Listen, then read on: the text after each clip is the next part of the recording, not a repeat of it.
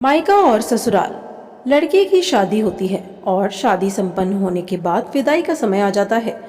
लड़की के घर वाले लड़की के पास एक एक करके उसके कमरे में जाते हैं और समझाते हैं। सबसे पहले माँ जाती है और कहती है अपनी बेटी से कि बेटी, कल से जल्दी उठना और सबसे पहले उठकर नहा धो लेना, फिर पूजा पाठ करके रसोई घर का सारा काम अब से तुझे ही संभालना है। देखना कोई गलती ना करना, वहाँ तेरी माँ नहीं होगी समझाने के लिए। सारे काम ध्यान से करना। पति को दफ्तर से आने के बाद पानी, फिर कुछ देर बाद खाना और फिर वो जो भी बोले कर देना। सासू माँ की सेवा करना और घर के सभी लोगों का ध्यान रखना। फिर कुछ देर बाद पापा आते हैं और कहते हैं बेटी, अब अपने ससुराल को ही अपना घर समझना और सबका ख्याल रखना। अपने माँ बाप के मान सम्मान को मिटने न देना बेटी। और इतना कहकर पिता की आंखों में आंसू आ जाते हैं और वो वहाँ से बाहर निकल जाते हैं। फिर भाई आता है। आंखें आंखें आंसुओं से भरी होती हैं और चेहरे पर मुस्कान के साथ बोलता है, लगता है तू अब ससुराल चली ही जाएगी। जा रही है तू? सच में जा रही है ससुराल? चलो अब तुमसे छुटकारा मिल जाएगा। अब तेरा सारा हिस्सा मेरा हो जाएगा और अब कोई बात बात पर टोका टाकी भी नहीं करेगा और ना ही कोई माँ से मेरी शिकायतें करेगा। चलो बढ़िया है, आज से तू परेशान नहीं करेगी हमको। इतने में लड़की की भी आंखों में आंसू आ जाते हैं और बोलती है, भाग जा पागल, नहीं तो मार खाएगा अब तू। और फिर भाई बोलता है, अच्छा मेरी तरह ससुराल में किसी को पीटने ना लगना, वहाँ तेरी कोई मार नहीं खाएगा। जैसे हमें बोल देती थी, कुछ भी वहाँ मत बोल देना, कोई बुरा मान सकता है। और फिर दोनों रोते हुए एक दूसरे को गले लगा लेते हैं और साथ में दोनों के मुंह से निकलता है, तेरी बहुत याद आएगी, अपना ख्याल रखना। और भाई आंसू पोंछते हुए बाहर निकल जाता है और इसी तरह परिवार के सभी लोग आकर समझाते हैं। जाने के बाद विदाई होने का समय आ जाता है और लड़की सोचती है, एक तो अपना घर छोड़कर मैं जा रही हूँ, ऊपर से इतना कुछ घर वालों ने बता दिया है। इसके पहले तो कभी कुछ ऐसा नहीं करना पड़ा, कैसे इतना कुछ संभाल पाऊंगी? यही सब सोचती रहती है। तमाम तरह के मन में ख्याल आते हैं और फिर विदाई करके घर वाले लड़की को विदा कर देते हैं। यहाँ तो माँ बाप को इतनी फिक्र होती है, इतना कुछ कैसे संभालेगी मेरी बेटी? हमेशा से खुले ख्यालातों वाली मेरी बेटी अब किसी की पत्नी और किसी की बहू की, किसी की जेठानी, किसी की भाभी बन गई है। अब आगे देखो क्या होता है।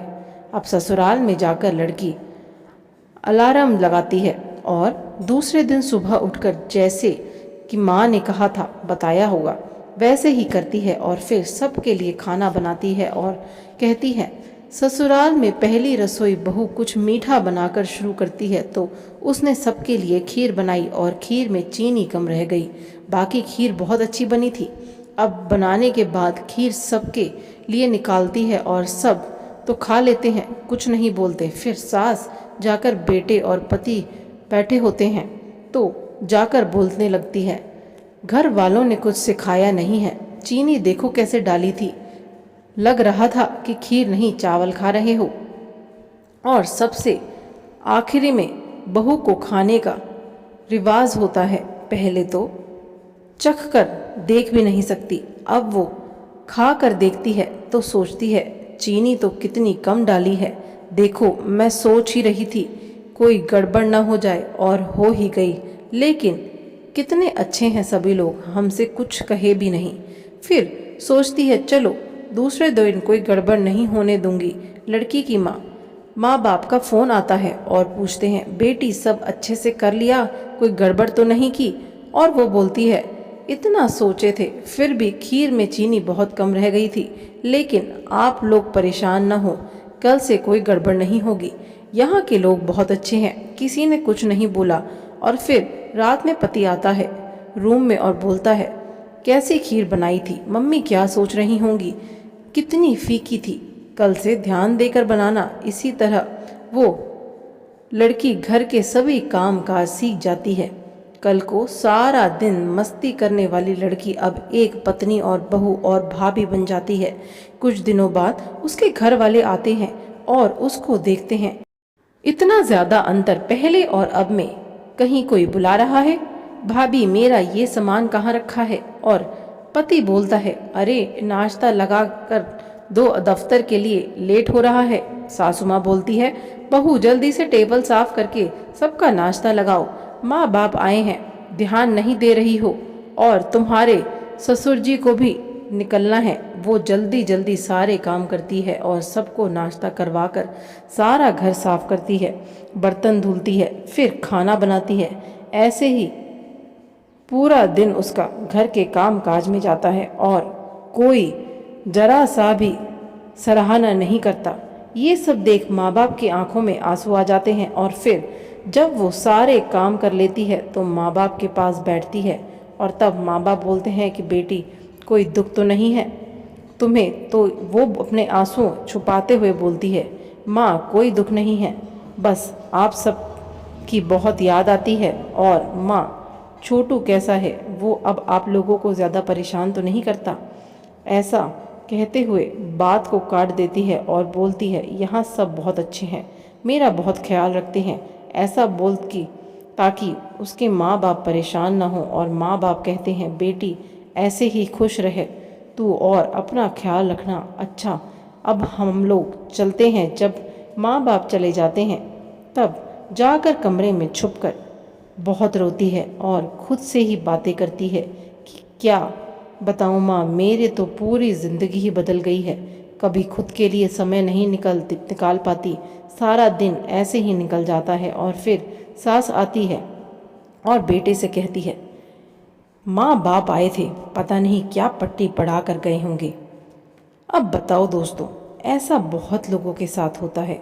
अगर ऐसा होता रहा तो ससुराल और मायके में हमेशा अंतर होता रहेगा।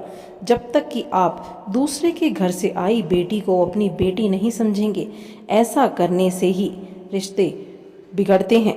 सारी बेटियां ऐसी नहीं होती और तभी रिश्ते बिगड़ते हैं। अब वो काम कर रही है तो सभी को करवा लेना चाहिए, क्योंकि वो आपकी मजदूर बनकर तो आई नहीं है, आपकी घर की बहू है जो आपके लिए सब कुछ छोड़ कर आई है। अब आप लोग ऐसे करेंगे तो सास ससुर और माँ बाप, ससुराल मायके में हमेशा ऐसे ही फर्क होता रहेगा। हम बदलेंगे तभी युग बदलेगा, इसलिए पहले हमें अपने आप को बदलना होगा। आशा करती हूँ आपको ये प्रेरक कहानी बहुत अच्छी लगी होगी। बहू बेटी एक समान होनी चाहिए और घर में एक ही दर्जा देना चाहिए। बहू कोई काम वाली नहीं है, वो घर की मालकिन है, आगे आने वाली घर की मालकिन होती है बहू, तो उसको बहुत प्यार और इज्जत दीजिए। आशा करती हूँ आपको ये वीडियो अच्छी लगी होगी। चैनल पर अगर आप नए हैं तो चैनल को अवश्य सब्सक्राइब करिएगा। धन्यवाद।